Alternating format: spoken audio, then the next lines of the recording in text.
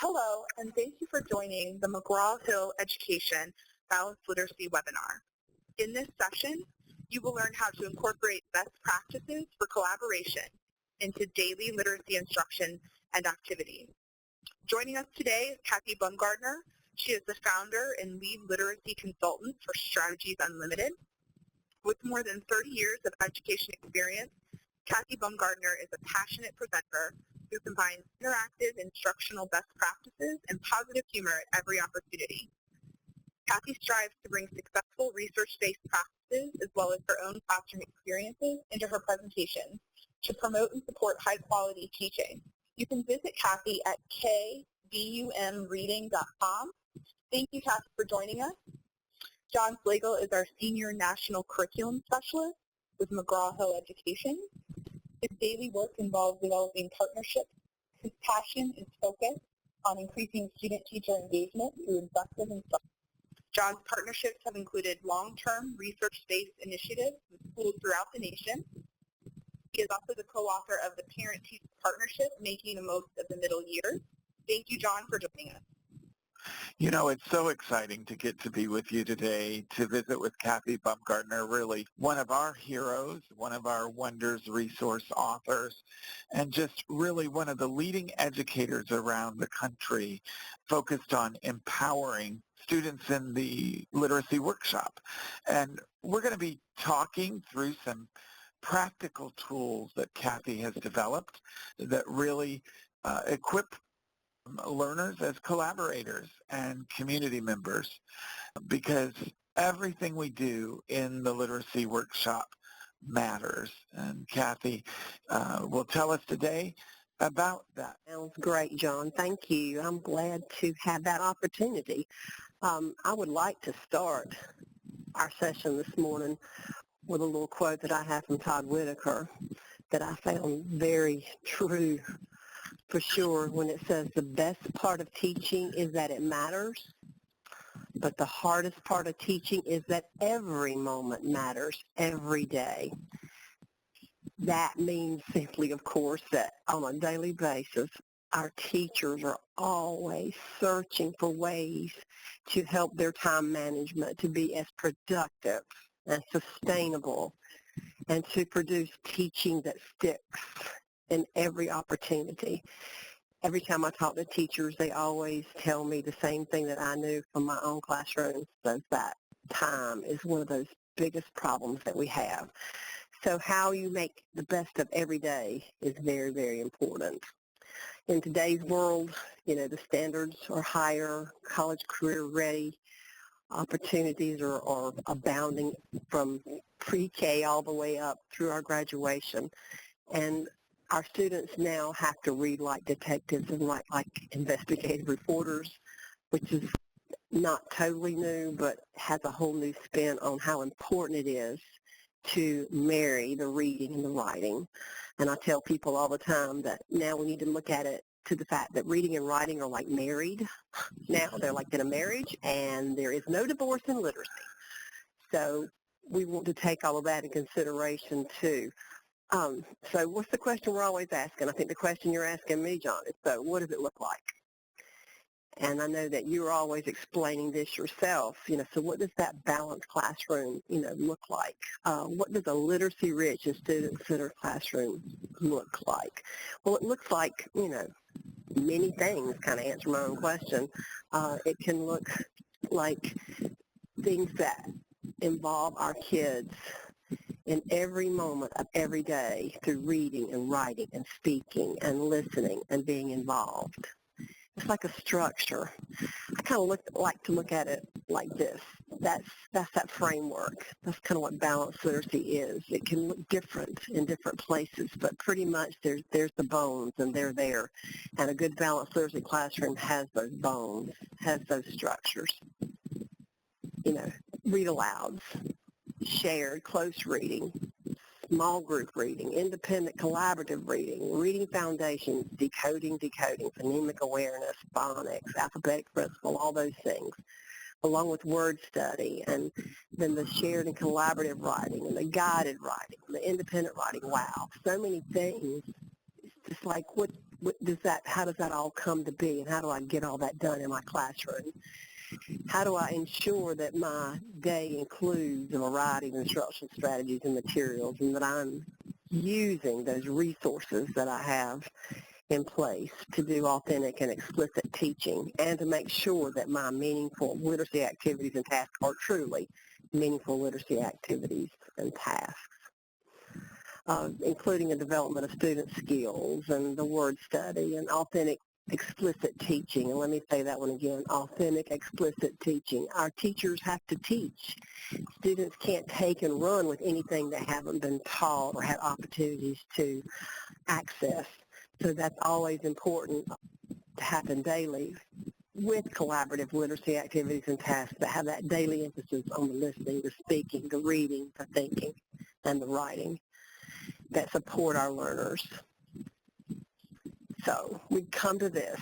This is the way that I like to kind of frame my thinking when I am working in classrooms with teachers and coaching and working with students, to understand that every day my kids need to have a chance to meet with me in whole class, to have those strategic mini lessons in that workshop, and lots of interactive learning and engagement at the same time, which also then bridges into that small group. We have to have small group instruction. It needs to be powerful. It needs to be sustainable. It needs to be differentiated to a point that our students are gaining what they need in order to access what we were teaching in those whole class mini lessons.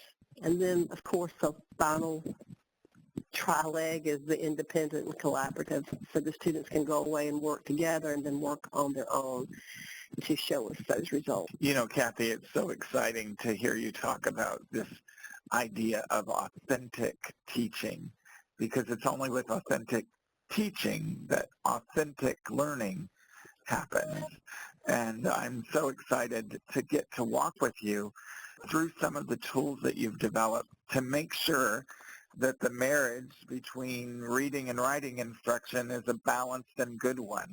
I know you often work with teachers across the country in sort of very hands-on and practical, even kind of make it, take it kinds of ways, sharing tools that can really make sure that the scaffolding pieces that are in place in the balanced literacy classroom are really scaffolding that fosters independence.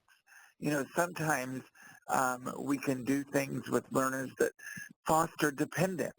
If a learner is looking to the teacher for the thinking, the teacher for access, that is really a kind of scaffolding that we don't want.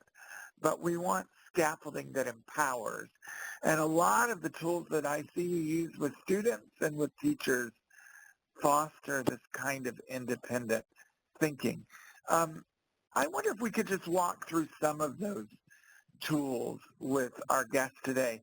Could you start by showing us what the tools look like, maybe by looking at the Think Aloud clouds?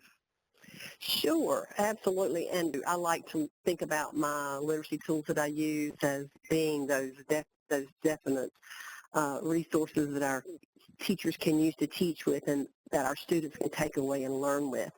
I also call these my tools of desperation, because people will say sometimes, how'd you come up with that? How'd you come up with that? And I'll go, let me just tell you, it was called desperation. It was going to be me or them, and it wasn't going to be me. I wanted to make sure that I wasn't the one who didn't make this happen. And I've discovered that in all my years of teaching, that when I could put something into a student's hand that allowed them to feel like they were empowered and they had something they could roll with, a scaffold that really worked, you know, that was scaffolding them versus rescuing them. I was definitely giving them almost a gift, because these have worked, I feel like, that well. Another key thing you just said was make it, take it. Let me tell you, nothing thrills a teacher any more than they make it, take it, because they don't have time if they want to have a life outside that classroom to always be doing things. So having a chance to learn about tools and then make them is great. So that's one of the things I would like to suggest to our guests, that when they have access to these tools, that they have a chance to come together and they themselves work collaboratively to create the tools that they can use in their classrooms. The one you just talked about, the very first one you just asked me about, yes, I have it right here. This was my seed tool. This was the first time as a classroom teacher that I realized I had come up with something that, hallelujah, could get kids to think. So it's one of the things that we use now in our Wonder series, and they are Think Aloud clouds. And as you can see, they are clouds, quote unquote, that help our students understand what good readers think when they read and what types of questions they ask themselves and how they frame that thinking to turn it into comprehension for that deeper thinking piece. And, things like I was able to picture in my mind. We want kids to be able to visualize authors' words and understand that author's craft. We want them to understand that there is something that we do when we read besides just the decoding and just the fluency. That trifecta has to happen with that comprehension rolling in. This is one of my favorite things I used to start with. I used to tell my kids, hey, Brad the Brain is going to be our friend all year long, and he is going to be our go-to person to tell us the ways that good readers think and the fact that reading is thinking. So just a little visual here, you can have an idea of how we kind of took his brain apart piece by piece, and that's what the Think Aloud clouds are. And of course, we're talking about in that whole group mini lesson, I would introduce some of those things and help them understand what that was like and give them a chance to apply it together. That collaborative piece has to happen. They can't just hear it from me, and they can't just go away and do it by themselves. They had to have that chance to make that happen. Then the other beautiful piece is always you want to give them a chance to be showcased, give them a chance to get up and be able to talk about what they know and what they've read and what they think the author is saying. Just extremely powerful when we look at that. And last but not least, I know through formative assessment and listening to my kids, whether that tool that I have shared with them, whether it be my Think Aloud clouds or other things, whether that tool has helped them to go to that next level with a text and be able to understand and even access some complex texts that they otherwise could not have done had they not had a chance to kind of figure out how it was that good readers were thinking. I love this tool, and I want to point out that folks can visit www.kbumreading.com to access these tools, and the Think Aloud clouds are also part of the Wonders resource that you mentioned, of which you're one of the key authors. So it really is an honor to walk through this with you. The Think Aloud clouds help learners make their thinking obvious.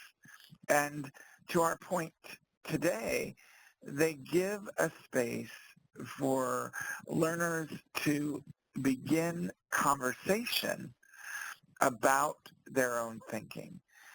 Whether it's safe verbal rehearsal in a pair of students or collaboration around a piece of text in a small group. I've seen you use these tools in those kinds of instructional settings across the Balanced Literacy Workshop. I've seen you use them to guide whole groups of students through close reading of text. And I've also seen you, as we see here, really getting close to the reader in that conferring time.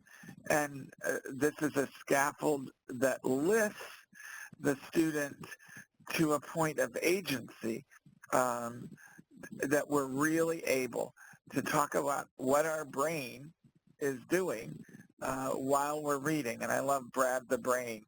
I'm always thinking about the charts that really enliven and make obvious our thinking in our classrooms. And in my demonstration classroom, Brad will soon be joining us. I hadn't seen him before.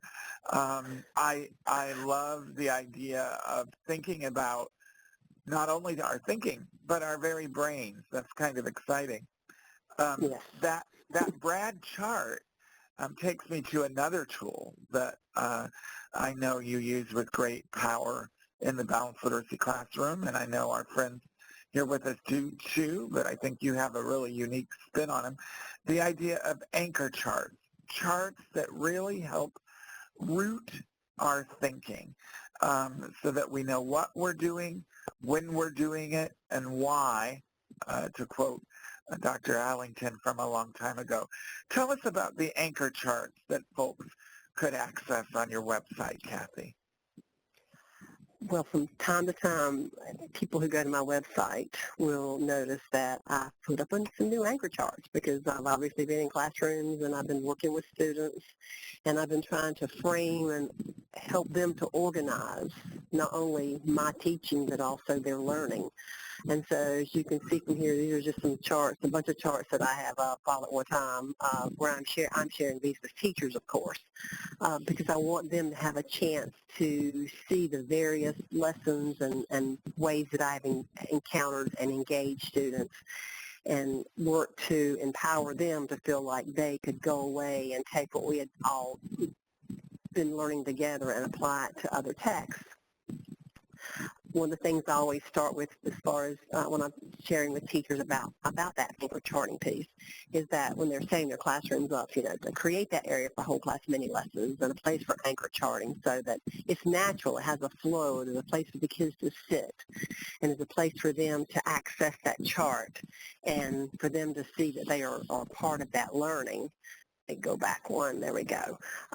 For instance, here you see me, and I'm sitting there with that class, that little kindergarten class, and you see that adorable little boy up there, and he is doing his part, and the students are all, writing themselves in the air on the carpet, and we're doing interactive writing, and because we're doing that right there together visually, that's the ultimate to me for visible teaching and visible learning. And we can go back and visit that chart later. And we know that if let's say, for instance, that we're reading Peter's Chair, which is one of the texts that we use in Wonders, and we're trying to help our students to access the ability to describe characters using key details in a story. Let's face it, our kids don't know what key details are. That is really a constant struggle for teachers all the way up through, through our secondaries. And understanding that a key detail is an important part of the text, it's a word or a phrase or part of the picture or graphic, so that they don't take a highlighter and you don't give them a couple paragraphs and you tell them to highlight the key details. They color it all in. No, let's look to see from the beginning what are the key details about the characters that are in Peter's Chair. And that's what you see here that's been done to help the students to access that, so that when they go back and do a retell, when they go back to read another text, they can remember how they found the key details in that particular text. And that's about whole class mini lesson. And then we roll over to small group, and you can see here the teacher has brought her anchor chart over to her small group as well, so that they can take those other texts, some of those leveled readers, and they can apply the same thing they've talked about in that whole group mini lesson and collaborate on that together as well. And then we move to that next level where they're working collaboratively together, and then they can access that chart because they've been working on that text that you see there from Wonders, and then they're able to also be able to independently go up and find words and phrases and details and things about a story and remember it rather than just having to listen to it or having read it one time and then being expected to do something with that. I think it's just really exciting to see how anchor charts can do exactly that. And I'm just very pleased from time to time when I go in classrooms on almost a weekly basis and I see teachers, implementing the use of anchor charting either on smart boards or on chart papers you see here with their students. You know, Kathy, I love the authentic artifacts that you bring us today, these anchor charts and the variety of ways that we see those charts being implemented and used in classrooms in your photographs. Very inspirational. I want to take us back to sort of our purpose for our time together today, which is to really look at the ways these tools afford opportunities for collaboration and also sort of leverage the power of collaboration. And what I love about your anchor charts is that the community of learners, be it a pair, be it conferring, be it whole group in that community space that you started with, or sort of going back to the chart even as an individual to prepare for collaboration, the charts show our thinking and give us ways of coming back into the text with certainty. I love just the simplicity and the elegance of helping kids sort of track key details through text. And then we see in your charts the interaction of visual support with student-generated text. I love that you're taking us into interactive writing with these anchor charts. It's always a great marriage of reading and writing with your tools in collaboration. There's another set of tools that I've seen you using in collaboration settings with students, and that's your close reading bookmark. Can you tell us how these work to support students in collaboration? Well, just very simply goes back to that whole point of students having something in their hand that they've been talking about, and they kind of step-by-step guide. You know, there's a couple things that I cook here at home, and whenever I get to be home, and I have to confess that most of the time I still have to pull out my recipe. I'm almost ashamed to say I've had some of these recipes for most of my life, but I still, to make sure that I put the right thing in the right order, so that it tastes like my mama's used to taste, that I go back and I look at that recipe. So I that's love kind of the that. point of this. Let's have a moment. Can we have a moment for Mama's recipe? That's good. That's Amen. good. Let's do that. Yes. And so this is the recipe for how you get through a close reading, and it's all about, them being able to learn to annotate and leave breadcrumbs and know how to read something and find, those big ideas that they're looking for and the key details and get the gist of what they're reading, and they're looking for patterns, and they're looking for repetitions and word choices and similarities and contradictions, how the author puts it down, what's the text say, how does the text say it, and then getting into the part, so what does that mean, where they can ask questions and figure out what the author's message is, which builds into that theme, or if it's informational text, it builds into that main idea, those central ideas. And then last but not least, they're trying to figure out how they need to reread to remind them. They have to be reminded to reread and be nurtured and developed to know how rereading can definitely empower what they do, so that when they're reading and they're responding to text, as you see our little student here doing, they kind of have an idea of what order they go in, and that they can repeat. And then when I go to listen to them, I can listen in. I've modeled on those anchor charts what it looks like, and then I want them to get a chance to collaborate together, and then I want to listen in to see if they have it. And then I want to have a chance for them again to come back and collaborate together, so that, again, when they go away by themselves, I know that they're more likely to be able to do that because they were able to do that because I was able to have a chance to listen in, and I was able to show them how to use those things. That's so exciting. Which brings to this. Exciting. The bookmark is so simple and so elegant, and yet I've seen students use it to guide their conversation through text. And then I've seen them use your next tool to really be able, in that close reading protocol, to ask and answer text-dependent questions, to validate their findings and their thoughts with evidence directly.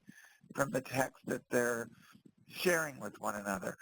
So let's talk a little bit about those text evidence finders.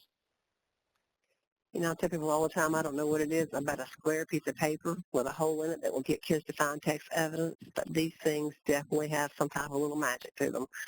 It's just that matter of understanding that when they are looking for evidence, when they are doing that close reading, that, you know, this is what we're looking for. So as you can see me here in this whole group lesson, I am giving our students an opportunity to show me, you know, and to get up and share with others, you know, what does that text evidence look like?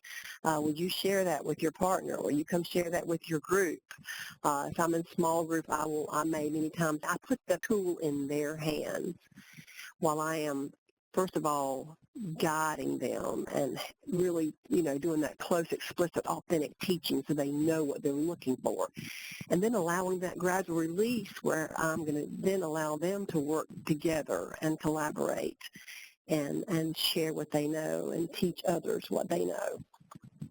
I absolutely love these tools, and I love watching students take them and become reading detectives, you know, all the way up through those big sixth graders. They tend to like this. It's like it's something that they can do, and they're not going to be, you know, focusing on the whole page or everything, but rather what it is we need for them to understand, whether it, you know, be words or whole pages.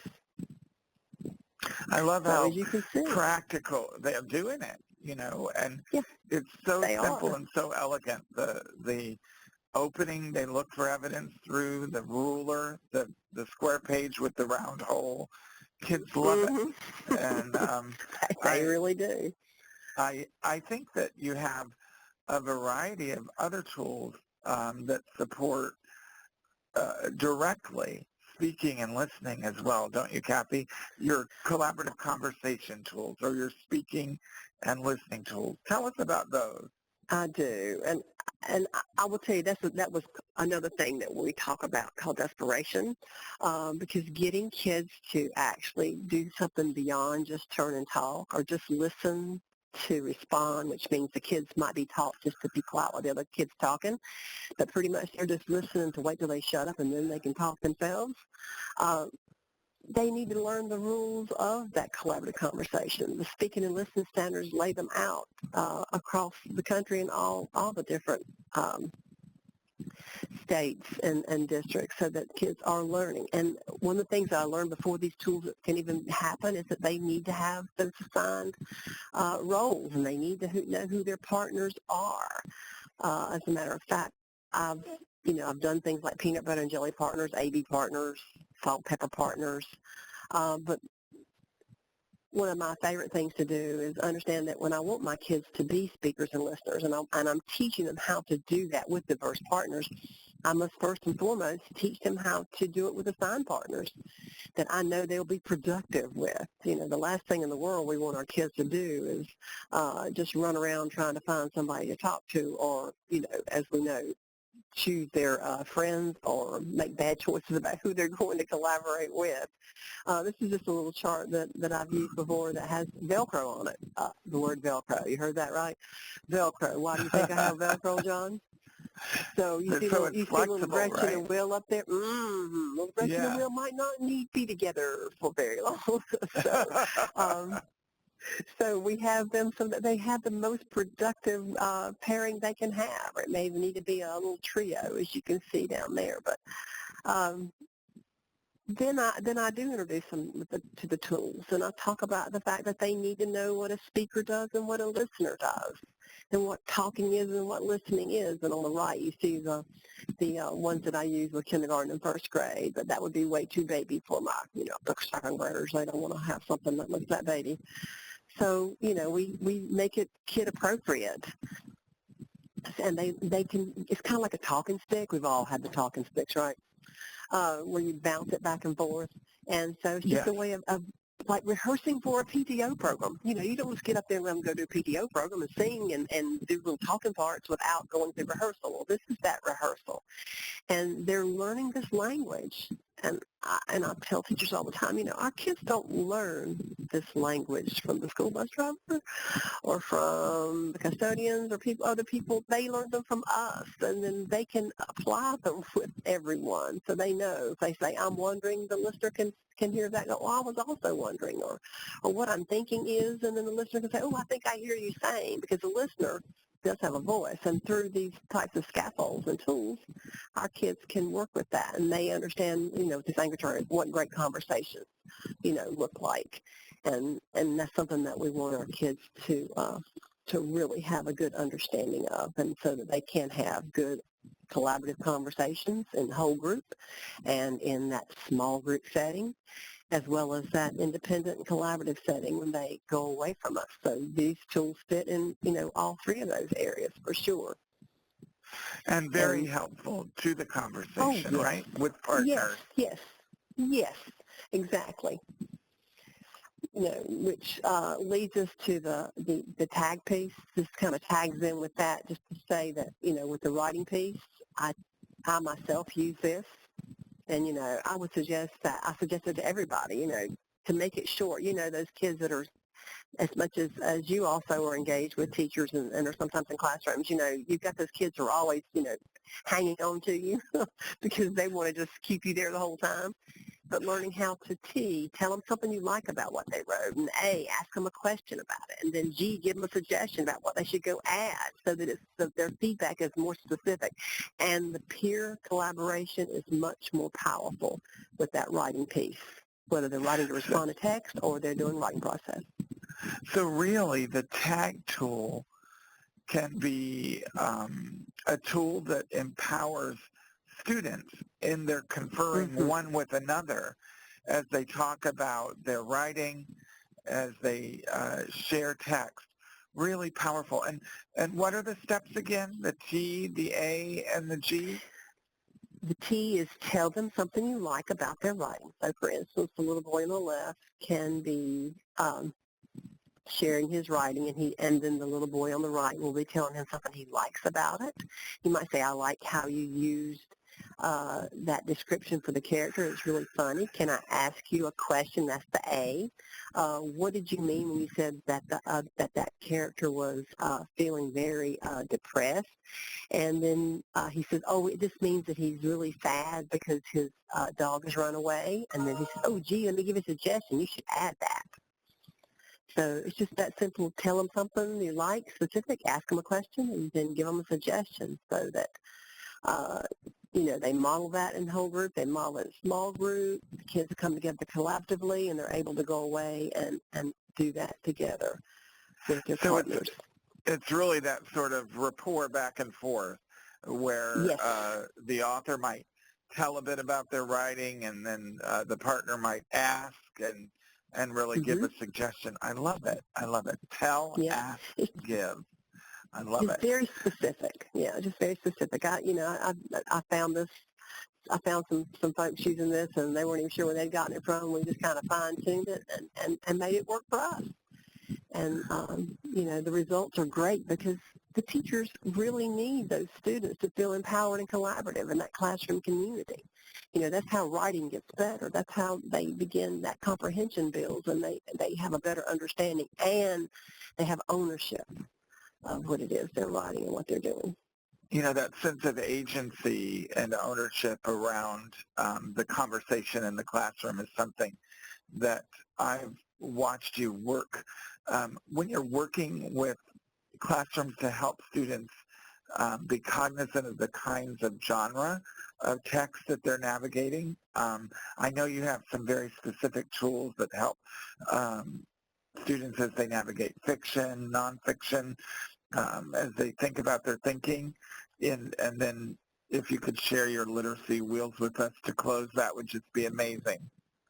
Yes, absolutely. And this is just a chart actually from my daughter's classroom where she was having her students be able to share the literature text they were sharing together as well as the informational text they were sharing together as a reference point so that they understood that here's some text we read that were stories and prose and poetry, and here's some things we read that were informational. And these are texts we have in common. That encourages that student engagement, that student voice and choice about what they've learned together and how they can take that and move it to other texts. Then some of my favorite tools that I have are these. This is kindergarten. Very simply, what do you think? What do you ask questions about? What are the key details you look for when you're reading literature versus when you're reading informational text? And these are very important elements of that type of reading that they do. And, kindergarten is very simple as you hear, and it rolls on into, back up.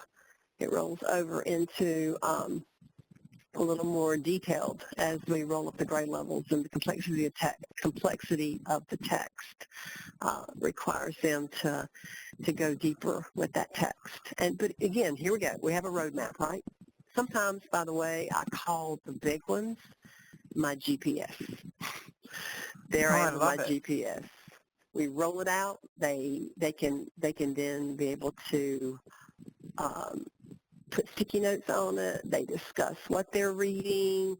They have questions that they can now frame based on, for instance, an informational text, the main topic, the sequence of information, the key domain vocabulary that defines that main topic, and then roll into those main ideas and then into central ideas of things that they're reading.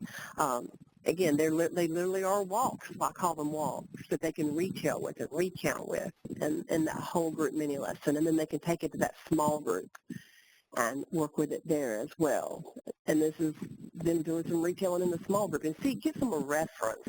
That's why I like it. It gives them empowerment. The kids are engaged. They're not just sitting there. They're not just droning and being skilled and drilled, but rather they are engaged in those texts, and they're able to feel that they can have those conversations and that they can take what they have been explicitly taught and move it to that next level. So the walk literally is being used all the way through modeling, sharing, guiding to independent application. Yes. Yeah, and you have the big and little, individual, group, small group, pretty powerful. How are these different than your think? Yeah, I love the GPS roadmap metaphor here. How are these different than think marks, Kathy? They're very much the basis on which our think marks and our leveled readers are based. Sometimes in our leveled readers, we will take the very elements that are being focused on most clearly in those texts, and it helps to frame our students' thinking and to focus them on how to access that text and how to get, deeper comprehension and really, and even more enjoyment out of a story or out of a piece of informational text that they're reading. So it all comes together to build comprehension and sustain that comprehension not only to the text that they read, but to the other text that we'll be reading after that. Wonderful, wonderful. What additional tools would you share with us? Well, the last one I want to share today is one of my favorites, and I tell people all the time, this truly was almost an accident, I would say. These are my literacy wheels. Those, as you can see, yes, ladies and gentlemen, those are CDs, plain blank CDs that are not going to go in anybody's player, of course, because they would definitely mess that up, but rather kids can take them, put them on their small finger or a pencil or a dowel, and they face them out. That's permanent Sharpie ink around the side. As you can see, the very things you saw on the think marks have the elements of fiction versus nonfiction. I added the bling later because, John, they love the bling. Let me just tell you. Yeah. The little stick-on jewels are great. They spin it, they stop it, and that's what they tell you about. And I've had kids tell me, oh, this is like Wheel of Fortune. I go, yes, it is like Wheel of Fortune. And then I found out not only could I use them for informational text and literature text and the genres, I could also put questions around it. I could do it with writing products. They could choose what writing product. They get choice here, and yet the teacher still has that autonomy. She or he still gives them some choices based on what they need to be focused upon. This is another one. These are word families. You can see so much you could do with phonemic awareness and phonics and build word building with this. And this is a chance for them to land on a text feature like parenthesis and then identify it in a text and tell us why it's important for them to use that. This is figurative language, same thing. They might spin it. They land on metaphor, then they find us an example of metaphor in a text and explain why it's important or explain what their thinking is about that. So, there's so many things that we can do, just to make that teaching fun and to make that collaboration that they can do to take that teaching and sustain it into deeper learning through little things like, who would have thought, CD wheels. Well, I know who would have thought. Kathy Baumgartner would have thought. I'm so grateful that you took time with us today to share these tools for really empowering collaborative conversation in the literacy workshop. And again, Kathy, I just want to thank you. And I also want to invite our guests to visit your website at www.kbumreading.com, where they can re-access each of the tools, the Think Aloud Clouds, yes, the anchor charts, the close reading bookmarks, the text evidence finders, the collaborative conversation tools, that tag protocol, and finally the pieces that help students walk through different genres, those big and little walking pieces, and the literacy wheels. So Kathy, I can't thank you enough. And well, it's a true honor and a true pleasure, and always, we want to help our teachers to feel like they've got solutions for their problems and their daily challenges, and making those classrooms literacy rich. So thank you very much for allowing me to share my ideas and to be able to be a part of what we want to share on a daily, weekly, monthly, yearly basis. All right, and I just want to say thank you to both Kathy and John for joining us today. I think everyone can benefit from the practical support in this session and will walk away with tips for making them actionable in their classrooms immediately. So thank you again to both of you. Thank you.